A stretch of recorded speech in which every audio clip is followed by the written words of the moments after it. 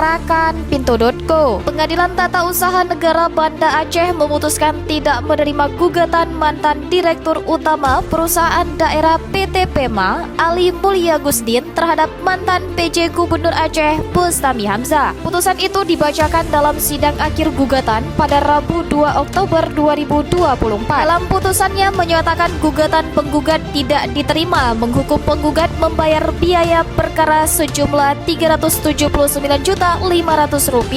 Seperti diketahui, mantan Dirut PT Pema Ali Mulia Gusdin menggugat surat pemberhentian dirinya yang diteken oleh PJ Gubernur Aceh selaku pemegang saham PT Pema. PJ Gubernur Aceh saat itu dijabat oleh Bustami Hamzah. Gugatan itu didaftarkan ke PT UN Banda Aceh pada 22 Mei 2024. Ali menggugat Bustami Hamzah lantaran merasa diberhentikan sepihak. Kuasa hukum Dirut PT Pema Faisal Saifuddin selaku tergugat 2 intervensi Juli Fuadi mengatakan PT UN Banda Aceh tidak menerima gugatan Ali Mulia Gusdin lantaran tidak berwenang mengadilinya.